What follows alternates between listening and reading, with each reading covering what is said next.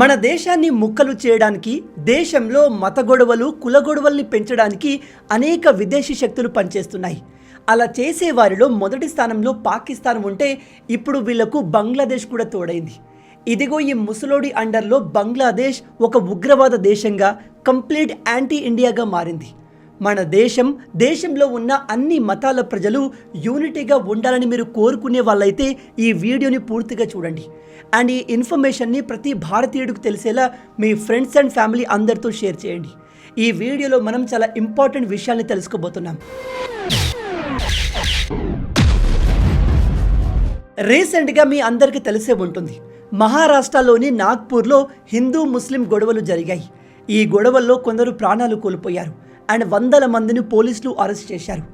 లక్షల మంది హిందువుల మరణానికి కారణమైన ఈ ఔరంగజేబు సమాధి ఇండియాలో ఉండకూడదు, అసలు నాగ్పూర్లో ఉండకూడదు, దాన్ని తొలగించాలని చెప్పి కొంతమంది హిందూ నాయకులు డిమాండ్ చేశారు. దానికి ఆ ప్రాంతంలోని ముస్లిం ప్రజలు అగెయిన్స్ట్గా నిలబడడంతో ఈ రెండు గ్రూప్స్ మధ్య వైలెన్స్ జరిగింది. అయితే తర్వాత తెలిసిన విషయం ఏమిటంటే, ఈ మొత్తం గొడవ జరగడానికి కొంతమంది కావాలని ఫేక్ న్యూస్లు స్ప్రెడ్ చేశారు. అంటే ఇక్కడ ఈ ఔరంగజేబు సమాధి విషయంలో హిందువులకు ముస్లింలకు మధ్య హేట్ పెంచేలాగా కొంతమంది ఫేక్ న్యూస్లు స్ప్రెడ్ చేశారు. ఇప్పుడు సైబర్ పోలీసుల ఇన్వెస్టిగేషన్లో తెలిసింది ఏమిటంటే, ఈ ఫేక్ న్యూస్ను స్ప్రెడ్ చేసింది ఎవరో కాదు, బంగ్లాదేశ్కి చెందిన కొన్ని గ్యాంగ్స్. ఈ విషయం పైన అనేక ఆర్టికల్స్ కూడా పబ్లిష్ అయ్యాయి. మీరు ఇక్కడ చూడవచ్చు, Bangladesh connection uncovered in Nagpur incident, police identify 200 suspects. ఇక్కడ మీరు ఆర్టికల్లో చూస్తే 69 మందిని పోలీసులు అరెస్ట్ చేసినట్టుగా కూడా తెలుస్తుంది. అసలు ఈ హోల్ ఇన్సిడెంట్లో ఏం జరిగింది అనే దానిపై మహారాష్ట్ర సీఎం ఫడ్నవీస్ గారు చెప్పింది ఏమిటంటే, మహారాష్ట్ర నాగ్పూర్లో జరిగిన ఈ పూర్తి గొడవలు ప్రీ ప్లాన్డ్గా జరిగాయి. అంటే దీన్ని ముందుగానే ప్లాన్ చేసి హిందూ ముస్లిం గొడవల్ని జరిపించారు. మీరు ఇక్కడ ఆర్టికల్లో చూడవచ్చు, మొత్తం గొడవల వెనుక 250 మెంబర్స్ గల ఒక ట్రోల్ ఆర్మీ కూడా ఉంది. వీళ్లకు ఫేస్బుక్, ఇన్స్టాగ్రామ్, ఇతర సోషల్ మీడియా ప్లాట్ఫామ్స్లో మంచి ఫాలోయింగ్ ఉంది. అయితే వీళ్ళు కావాలని మన దేశంలో హిందూ ముస్లింల మధ్య గొడవలు జరిగేలాగా కామెంట్స్ చేయడం, పోస్టులు చేయడం చేస్తున్నారు. అండ్ ఇక్కడ షాకింగ్ విషయం ఏమిటంటే, వీళ్ళు పోస్ట్ చేసే హేట్ స్పీచ్కి 20,000, 50,000 లైక్స్ అండ్ వేలలో కామెంట్స్ వస్తున్నాయి. వాటిని కూడా వీళ్ళే జనరేట్ చేస్తారు. ఎప్పుడైతే మన దేశంలోని ఇస్లాం మతానికి చెందిన యువకులు, హిందూ మతానికి చెందిన యువకులు ఒక పోస్ట్కి ఇన్ని లైక్స్ అండ్ కామెంట్స్ రావడం చూసి ఈ పోస్ట్లో చెప్పిన విషయాలు ఎంతో అంత నిజం కావచ్చు అనే ఫీలింగ్లో పడతారు. కానీ అవన్నీ కావాలని క్రియేట్ చేసిన ఫేక్ న్యూస్లు. ఈ ట్రోల్ ఆర్మీ చేసేది ఏమిటంటే, ఇదిగో ఈ మతానికి చెందిన వాళ్ళు వేరే మతం పైన ఇలాంటి పనులు చేస్తున్నారు, వాళ్ళపైన దాడులు చేస్తున్నారు, వాళ్ళను తక్కువగా చేసి చూస్తున్నారు అనే న్యూస్ని స్ప్రెడ్ చేస్తారు. అండ్ సేమ్ ఇలాగే వీళ్ళు అన్ని మతాలతో చేస్తారు. అలా చేసి మన దేశంలో మత గొడవలు పెరిగేలాగా చేస్తున్నారు. వీళ్ళు పోస్ట్ చేసే ఇలాంటి చెత్తకి 50,000 లైక్స్ అండ్ వేలలో కామెంట్స్ వస్తున్నాయి. ఇన్ని లైక్స్ అండ్ కామెంట్స్ చూసి చాలామంది మన దేశ యువత ఇవి నిజమే కావచ్చు అనే ఇన్ఫ్లుయెన్స్ అయి వాళ్ళను నమ్మేస్తున్నారు. దాంతో మతాల మధ్య డిఫరెన్స్ క్రియేట్ అయ్యి అది దాడులకు, వైలెన్స్కి దారితీస్తుంది. ఇలా బంగ్లాదేశ్కి చెందిన కొన్ని గ్యాంగ్స్ మహారాష్ట్రలో నాగ్పూర్లో మత గొడవలు జరగడానికి ముందే ప్లాన్ చేసి దాన్ని ఎగ్జిక్యూట్ కూడా చేశాయి. అందుకే ఇప్పుడు ఈ విషయం తెలిసి ఏకంగా మహారాష్ట్ర ముఖ్యమంత్రి దేవేంద్ర ఫడ్నవీస్ గారు better social media tracking could have helped prevent Nagpur violence అనే స్టేట్మెంట్ ఇచ్చారు. అంటే సోషల్ మీడియాని మేము ప్రాపర్గా ట్రాక్ చేయగలిగితే ఇలాంటి వైలెన్స్ని ఆపేవాళ్ళము అని. ఈ ఫేక్ న్యూస్లు స్ప్రెడ్ చేయడం అనేది మన భారత్కి రాబోయే రోజుల్లో అతిపెద్ద సమస్యగా మారబోతుంది. విచిత్రమైన విషయం ఏమిటంటే, మన దేశంలోని ఇంటర్నల్ పాలిటిక్స్, ఎలక్షన్స్ పైన పాకిస్తాన్ అండ్ బంగ్లాదేశ్ ప్రజలు చాలా ఇంట్రెస్ట్ని చూపిస్తారు. మీరు ఒక విషయాన్ని గమనించండి, మన దేశానికి చెందిన ఎవరు కూడా పాకిస్తాన్లో ఏం జరుగుతుంది, అక్కడి పొలిటికల్ పార్టీల పేరేంటి, అక్కడి మేజర్ లీడర్స్ ఎవరు అనే విషయాన్ని పెద్దగా పట్టించుకోరు. కానీ పాకిస్తాన్, బంగ్లాదేశ్కి చెందిన ప్రజలు మాత్రం ఇండియాలో ఏం జరుగుతుంది, ఇండియాలో రైట్ వింగ్ పార్టీ ఏది, లెఫ్ట్ వింగ్ పార్టీ ఏది, పవర్లో ఉన్న పార్టీ ఏది, ఏ పార్టీని ఎవరు రూల్ చేస్తున్నారనే విషయాన్ని బాగా గమనిస్తూ ఉంటారు. ఎందుకంటే మన ఇండియాలో జరిగే చాలా విషయాలను, ఎస్పెషల్లీ మన ఇండియన్ యూట్యూబర్స్ని, మన సినిమాల్ని ఈ రెండు దేశాల వాళ్ళు బాగా ఫాలో అవుతారు. మీలో ఎవరైనా Bangladesh or Pakistani top YouTube channel పేరు చెప్పగలరా? మ్యాక్సిమం చెప్పలేరు, ఎందుకంటే మనం వాళ్ళను పెద్దగా పట్టించుకోము. కానీ మన దేశంలోని హిందీ యూట్యూబర్స్కి బంగ్లాదేశ్, పాకిస్తాన్లో చాలా ఫాలోయింగ్ ఉంటుంది. మీరు ధ్రువ్ రాతే వీడియోస్ని చూసినట్టయితే వాడి కామెంట్ సెక్షన్ మొత్తం కూడా బంగ్లాదేశ్ వాళ్ళు, పాకిస్తాన్ వాళ్ళే ఉంటారు. నిజం చెప్పాలంటే వీడికి వ్యూస్ కూడా అక్కడి నుంచే వస్తాయి. ఎందుకంటే వీడు ఆల్మోస్ట్ ప్రతి వీడియోలో యాంటీ ఇండియా మాటలే మాట్లాడతాడు. అండ్ ప్రతి వీడియో మన దేశంలో పవర్లో ఉన్న పార్టీకి అగెన్స్ట్గానే ఉంటుంది. ఇలాంటి ఐడియాలజీని మన పక్కనే ఉన్న శత్రు దేశాలు, ఎస్పెషల్లీ పాకిస్తాన్, బంగ్లాదేశ్ వాళ్ళు బాగా సపోర్ట్ చేస్తారు. అందుకే వాడి కమెంట్ సెక్షన్ మొత్తం వాళ్ళే ఉంటారు. కానీ వాళ్ళు కొన్నిసార్లు మేము ఇండియన్సే అన్నట్టుగా మాట్లాడతారు. ఇప్పుడు మీలో కొంతమంది ఈ విషయం మీకెలా తెలుసు బ్రో, అలా కామెంట్ చేసే వాళ్ళు ఇండియన్సే కావచ్చు కదా అంటారు. కానీ ఒకసారి వీడి కామెంట్ సెక్షన్కి వెళ్ళి వాళ్ళ ప్రీవియస్ కామెంట్స్ని ట్రేస్ చేయండి. వాళ్ళు పాకిస్తాన్కి చెందిన వాళ్ళు, బంగ్లాదేశ్కి చెందిన వాళ్ళు అనే విషయం పక్కాగా కన్ఫర్మ్ అవుతుంది. అండ్ మన ఇండియాని టార్గెట్ చేసే ఈ పాకిస్తానీ, బంగ్లాదేశ్ అకౌంట్స్ అన్నీ కూడా ఇండియన్ పేర్ల మీద ఉంటాయి. కొన్నిసార్లు అయితే మన ఇండియన్ ఫ్లాగ్ని ప్రొఫైల్ పిక్చర్గా పెట్టి మన దేశానికి అగేన్స్ట్గా మాట్లాడతారు. మీరు కొన్ని కామెంట్స్ని చూసి ఉంటారు. అందులో వాళ్ళు చెప్తారు, నేను ఇండియాకు చెందిన హిందువుని, అయినప్పటికీ నేను హిందూ మతాన్ని సపోర్ట్ చేయను, వేరే మతాన్ని సపోర్ట్ చేస్తాను, వేరే మతానికి చెందిన లీడర్ని సపోర్ట్ చేస్తాను అని రాస్తాడు. కానీ వాళ్ళ హిస్టరీని చెక్ చేస్తే వాడు అసలు హిందువే కాదు, ఫేక్ హిందూ పేరుతో అలాంటి కామెంట్స్ పెడుతూ ఉంటారు. ఇలా ఎందుకు రాస్తారు అంటే ప్రజల్లో ఒక నెరేటివ్ క్రియేట్ చేయడానికి. భారతీయుల్ని, హిందువులను తప్పుదోవ పట్టించేందుకు ఇలాంటి ఫేక్ కామెంట్స్ పెడతారు. నేను ఇక్కడ ఓవరాల్గా చెప్పేది ఏమిటంటే, బంగ్లాదేశ్, పాకిస్తాన్లో ఏం జరుగుతుంది, అక్కడ యూట్యూబర్స్ ఎలా ఉన్నారు, వాళ్ళు ఎటువంటి కంటెంట్ చేస్తున్నారో మనకు పెద్దగా తెలియదు, మనం వాళ్ళను పట్టించుకోము. కానీ మన దేశ పెద్ద పెద్ద క్రియేటర్స్ని, సెలబ్రిటీస్ని, మన దేశంలో జరిగే పొలిటికల్ యాక్టివిటీస్ని ఈ దేశాల వాళ్ళు కంటిన్యూగా గమనిస్తూ ఉంటారు, తెలుసుకుంటూ ఉంటారు. అలాంటి వాళ్ళే ఇప్పుడు ట్రోల్ ఆర్మీగా ఏర్పడి మన దేశంలో మత గొడవలు జరగడానికి కుట్రలు చేస్తున్నారు, ఫేక్ న్యూస్లు స్ప్రెడ్ చేస్తున్నారు. మీరు ఇక్కడ ఆర్టికల్లో చూడవచ్చు, morphed videos, 250 member troll army and Bangladesh handle, how online hate turn Nagpur into battle field.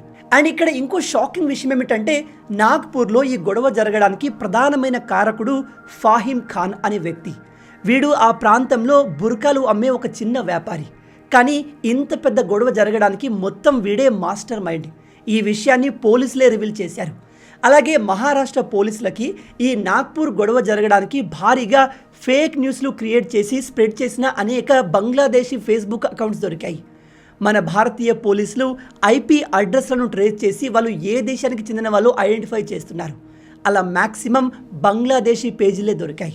అయితే ఈ ఫేక్ న్యూస్ స్ప్రెడింగ్ అనేది భవిష్యత్తులో చాలా పెద్ద ప్రాబ్లంగా మారబోతుంది. అండ్ ఇలాంటి ఫేక్ అకౌంట్స్ మన దేశ ఎలక్షన్స్ని కూడా ఎఫెక్ట్ చేయగలవు. అందుకే కేంద్ర ప్రభుత్వం సోషల్ మీడియాని కంట్రోల్ చేయడానికి కొత్త చట్టాలని తేలుంది. సోషల్ మీడియాలో ఎవరు ఎటువంటి విషయాలు మాట్లాడుతున్నారు, ఎటువంటి న్యూస్లను స్ప్రెడ్ చేస్తున్నారు అనే విషయాన్ని ట్రేస్ చేయడం చాలా అవసరం. అలా ట్రేస్ చేయగలిగినప్పుడే మనం ఫేక్ న్యూస్లను అరికట్టగలము, అలాంటి పనులు చేసేవారిని అరెస్ట్ చేయగలము. ఇప్పుడు నాగ్పూర్లో పెద్ద మత గొడవ జరగడం వెనుక బంగ్లాదేశ్ సైబర్ ఉగ్రవాదులు ఉన్నారు అని కన్ఫర్మ్ అయింది. మళ్ళీ వీళ్ళు ఇంకా పెద్ద గొడవ చేయడానికి ట్రై చేయొచ్చు. వాళ్ళ ట్రాప్లో మనం పడకూడదు. అందుకే ఈ వీడియో చూస్తున్న మీ అందరికీ రిక్వెస్ట్ చేస్తున్నాను, సడన్గా మీరు ఏదైనా మతం పైన, ఎవరైనా లీడర్ పైన హేట్ న్యూస్ని చూస్తే గుడ్డిగా నమ్మకండి. ఈ న్యూస్ని ఎవరు స్ప్రెడ్ చేస్తున్నారు, వాళ్ళ అథెంటిసిటీ ఏంటి అని తెలుసుకునే ప్రయత్నం చేయండి. లేదా ఆ న్యూస్ని గూగుల్లో సెర్చ్ చేసి అది ఎంతవరకు నిజమనేది కూడా ఫైండ్ అవుట్ చేయండి. ఎందుకంటే ఈ కాలంలో సోషల్ మీడియాను ఉపయోగించి 2 కులాలు, మతాల మధ్య గొడవ పెట్టడం చాలా ఈజీ. 2-3 ఫేక్ న్యూస్లు స్ప్రెడ్ చేస్తే చాలు పెద్ద గొడవను క్రియేట్ చేయవచ్చు. ఈ ఫేక్ న్యూస్ను ఆపడానికి నాకు అనిపించిన ఒక ఐడియా ఏమిటంటే, ఎవరైతే సోషల్ మీడియాలో పోస్టులు చేస్తున్నారో వాళ్ళ ప్రొఫైల్ పక్కన అతను ఏ దేశానికి చెందినవాడు అనేది కనిపించాలి. అప్పుడు మన ఇండియన్ ఇష్యూస్ పైన పాకిస్తాన్ వాళ్ళు పోస్టులు పెడితే వీడు పాకిస్తానీ వాడు, వీడు బంగ్లాదేశ్ వాడు అనే విషయం ఆ ప్రొఫైల్ పేరు చూస్తేనే మనకు అర్థమైపోతుంది. అలా చేయగలిగితే మన ప్రజలు కూడా వెంటనే వాడి ఇంటెన్షన్ని అర్థం చేసుకుని వాడు చెప్పేది నిజమో కాదో ప్రాపర్గా జడ్జ్ చేయగలరు. ఎందుకంటే మ్యాక్సిమం ఈ Pakistan, Bangladesh social media handles మన ఇండియా జెండాను ప్రొఫైల్లో పెట్టుకుంటాయి. అండ్ వీళ్ళంతా కూడా వేరే కమ్యూనిటీకి చెందిన వాళ్ళు, కానీ హిందూ పేర్లను వాళ్ళ హ్యాండిల్స్ పైన పెట్టుకొని వాటిని రన్ చేస్తూ ఉంటారు, ఫేక్ న్యూస్లు స్ప్రెడ్ చేస్తారు. కొన్నిసార్లు అయితే వీళ్ళు మన హిందూ దేవతల ఫోటోలను, పేర్లను ప్రొఫైల్లో పెట్టుకొని ఫేక్ న్యూస్లు స్ప్రెడ్ చేస్తారు. అది చూసి మనలో ఒకడే ఇలాంటివి చెప్తున్నాడు కాబట్టి అది నిజమే కావచ్చు అని మనందరం గుడ్డిగా నమ్మేస్తాము.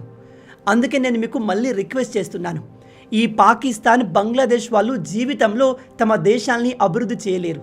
ఎందుకంటే వాళ్ళు ఫాలో అయ్యే మతం, రూల్స్, కల్చర్లో అభివృద్ధి అనేదే ఉండదు. వాళ్ళు నాశనం అవుతూ పక్క వాళ్ళను కూడా నాశనం చేసే ప్రయత్నం చేస్తారు. మన ఇండియా ఈ రెండు దేశాల్ని ఎప్పుడో దాటేసింది. మరింత వేగంగా అభివృద్ధి చెందాలని చూస్తుంది. అందుకే వీళ్ళు మన ఇండియాను కిందికి లాగే ప్రయత్నం చేస్తారు. అందులో భాగంగానే ఉగ్రదాడులు చేసి డిస్టర్బ్ చేసే ప్రయత్నం చేస్తారు. అందుకే కదా పాకిస్తాన్ మన దేశం పైన ప్రతిసారి ఏదో విధంగా ఉగ్రదాడి చేసే ప్రయత్నం చేస్తుంది. ప్రజెంట్ మన దేశంలో పవర్లో ఉన్న పార్టీ స్ట్రాంగ్గా పాకిస్తాన్కి సమాధానం ఇస్తుంది. ప్రజెంట్ మన ఇండియా ఎంత పవర్ఫుల్గా మారింది అంటే పాకిస్తాన్లోని అక్కడి ఉగ్రవాదుల్ని అన్నోన్ మెన్స్, గుర్తు తెలియని వ్యక్తులు అంతం చేస్తున్నారు. మీరు న్యూస్లో చూసే ఉంటారు. కొంతమంది గుర్తు తెలియని వ్యక్తులు పాకిస్తాన్లో ఇండియాపై దాడులు చేసిన ఉగ్రవాదుల్ని చంపేశారు. ఒకసారి ఆలోచించండి, మన దేశం పైన దాడి చేసిన ఉగ్రవాదుల్ని పాకిస్తాన్లో ఉన్న గుర్తు తెలియని వ్యక్తులు చంపాల్సిన అవసరం ఏముంది? ఈ విషయాన్ని మన ఇండియా కానీ, ఇండియన్ గవర్నమెంట్ కానీ మేమే ఇదంతా చేస్తున్నాము, మా దేశాన్ని హర్ట్ చేసిన ఉగ్రవాదుల్ని అంతం చేస్తున్నాము అని అఫీషియల్గా ఒప్పుకోదు. కానీ ఇది చేస్తుంది ఎవరు అనే విషయాన్ని మనం ఈజీగా అంచనా వేయవచ్చు.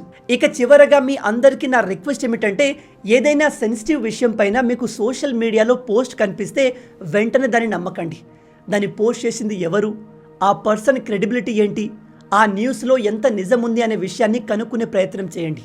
దాంతో మనం చాలామంది ప్రాణాలని, కోట్ల ఆస్తి నష్టం జరగకుండా కాపాడవచ్చు.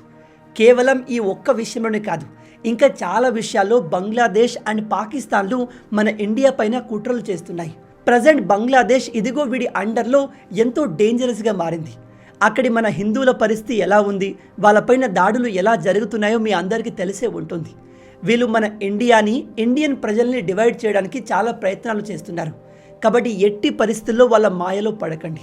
అండ్ ఇలాంటి ఫేక్ న్యూస్లు స్ప్రెడ్ చేసే గ్యాంగ్స్ని ఐడెంటిఫై చేయడానికి మన గవర్నమెంట్ ఎటువంటి యాక్షన్ తీసుకుంటే బాగుంటుంది? దీన్ని అరికట్టేందుకు మీకేమైనా ఐడియాస్ ఉన్నాయా? ఆ ఐడియాస్ని కింద కామెంట్లో చెప్పండి. మొత్తంగా ఇవే ఈ వీడియోకి సంబంధించిన పూర్తి విషయాలు. ఈ వీడియో మీకు నచ్చింది అనుకుంటున్నాను. నచ్చితే అలా ఊరికే చూసి వెళ్ళిపోకుండా వీడియోని లైక్ చేయండి. ఈ వీడియోకి నేను మీకు ఇచ్చే లైక్స్ టార్గెట్ 5000 లైక్స్. చాలా ఈజీ, సింపుల్గా చేసేయండి. మీరు కొట్టే లైక్స్కి కింద ఉన్న లైక్ బటన్ పగిలిపోవాలి. అలాగే ఇలాంటి మరిన్ని ఇంట్రెస్టింగ్ వీడియోస్ కోసం మన ఛానల్ని సబ్స్క్రైబ్ చేసి మమ్మల్ని సపోర్ట్ చేయొచ్చు కదా. ఇది మీకు కంప్లీట్లీ ఫ్రీ. కానీ మీరు చేసే ప్రతి ఒక్క లైక్ అండ్ సబ్స్క్రిప్షన్ మాకు మరిన్ని వీడియోస్ చేయడానికి ఒక మోటివేషన్లా ఉంటుంది. కాబట్టి వీడియోని లైక్ చేసి ఛానల్ని సబ్స్క్రైబ్ చేయడం మర్చిపోవద్దు. రాబోయే వీడియోలో ఇంకో ఇంట్రెస్టింగ్ టాపిక్తో మళ్ళీ కలుద్దాం. అంటిల్ దెన్, జై హింద్.